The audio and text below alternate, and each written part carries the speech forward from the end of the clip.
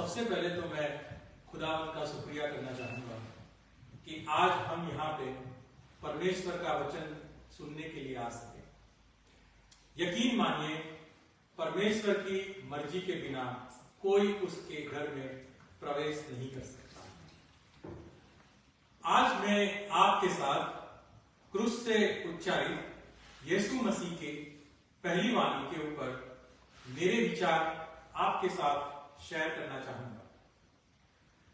प्रभु यीशु मसीह ने क्रूस के ऊपर कही अपनी पहली वाणी, जिसे हम पाते हैं लूका रचित सुसमाचार चैप्टर 23 और वर्स 34 में, जहां इस प्रकार से लिखा है, तब यीशु ने कहा, हे पिता, इन्हें क्षमा कर, क्योंकि ये नहीं जानते कि ये क्या कर रहे हैं।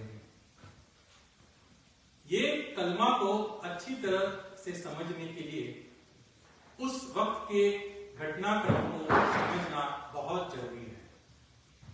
यीशु मसीह के सभी चेले उन्हें छोड़ के चले गए थे। उनके ऊपर मुकदमा चलाया गया। यीशु मसीह की जगह बराब्बास को छोड़ दिया गया। जिन सैनिकों ने यीशु मसीह को पकड़ा था, उन्होंने उसे ठट्ठों में उड़ाया, उसे कोड़ों से मारा गया, उसके मुंह पे थूका गया। ऐसी दर्दनाक हालात में यीशु ने अपना क्रूस उठाया और कालवारी पहाड़ पे चढ़े। वहां पे उनके पैरों और हाथ में कीलें ठोकी गई और उन्हें 2 चोरों के साथ क्रूस पे चढ़ाया गया। इस वक्त उनका शरीर भारी दर्दनाक पीड़ा का सामना कर रहा था। शरीर से लहू की धाराएं बह रही होगी और लोग उनके ऊपर ना जाने कैसे इल्जाम लगा रहे होंगे। ऐसे हालात में यीशु ने कहा, हे पिता, इन्हें क्षमा कर, क्योंकि ये नहीं जानते कि ये क्या कर रहे हैं। मैं यीशु के इस पहली वाणी से कुछ इंपॉर्टेंट पॉइंट्स को हाईलाइट करना चाहूंगा। पहला पॉइंट है रिक्वेस्ट या कंप्लेन। ऐसी गंभीर हालात में यीशु ने पहले 2 शब्द बोले, वो थे हे पिता। ये सब यीशु ने ना तो रोते हुए बोले और ना तो चिल्लाते हुए बोले। यीशु ने अपने पिता को अपने सही मन से पुकारा। जब यीशु ने अपने पिता को याद किया तो किस लिए याद किया? रिक्वेस्ट करने के लिए या कंप्लेन करने के लिए? जब भी हम सुप्रीम अथॉरिटी के पास जाते हैं तो ज्यादातर केस में 2 वजह होती है। या तो हम कंप्लेन करने जाते हैं और या तो हम रिक्वेस्ट करने जाते हैं। यीशु ने अपने पिता को रिक्वेस्ट की। किसके लिए? मेरे और आपके लिए, वो सैनिकों के लिए जिन्होंने उसे दुख दिया था, मारा पीटा था। यीशु की यही रिक्वेस्ट की वजह से हमें जीवन मिला है।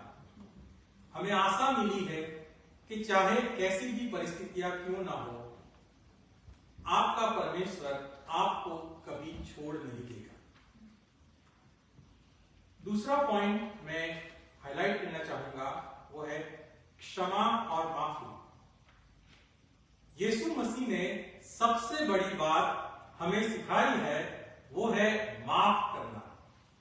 यीशु चाहता तो हम अपने पिता को कह के वहां खड़े वो सभी सैनिकों को एक पल में नष्ट कर सकता था। वो चाहे तो आग की बारिश करवा सकता था। वो चाहे तो एक पल में जमीन के 2 भाग करके वो सबको जिंदा निकलवा सकता था। लेकिन यीशु ने उन सब को माफ किया और माफ करने के लिए उन्होंने कोई समय नहीं लिया।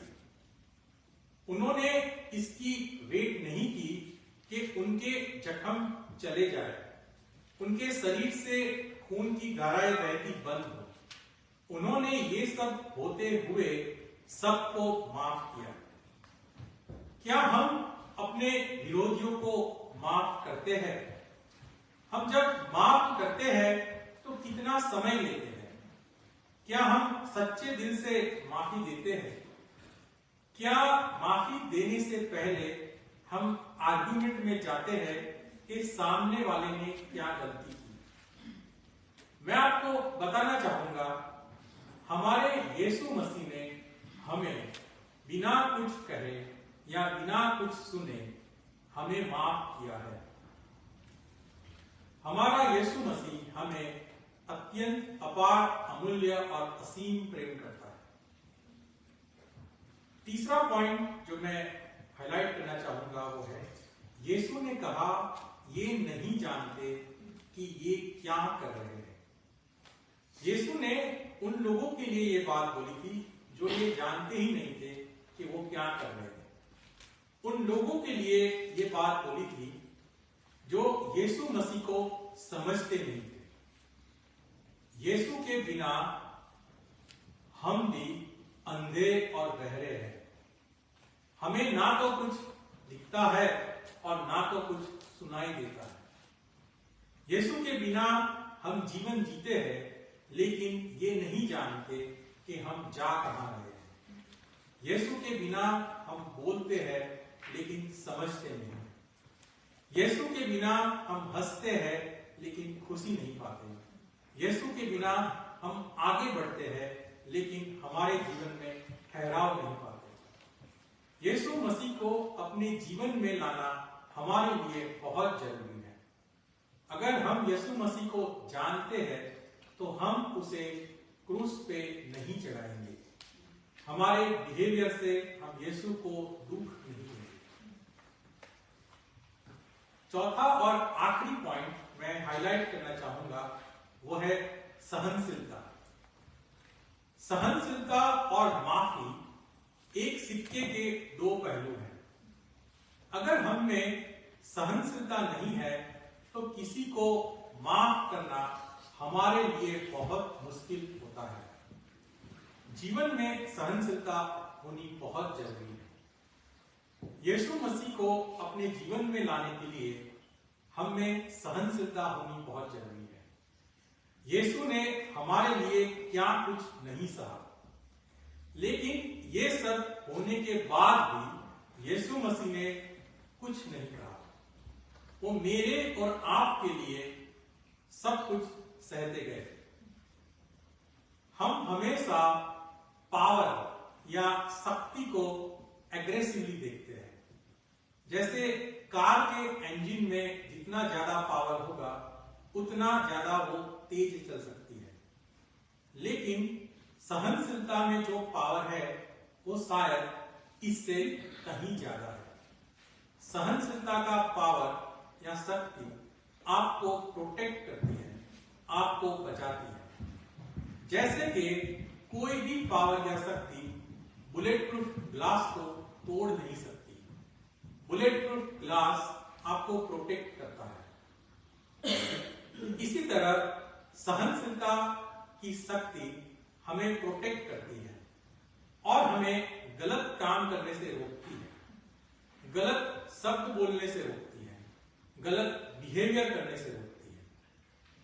अगर आप में सहनशीलता नहीं है तो आप बहुत जल्दी टूट जाते हो। लेकिन अगर आपने सहनशीलता के कवच को पहन लिया है तो आप मुश्किल परिस्थितियों का सामना बहुत आसानी से कर सकते हो।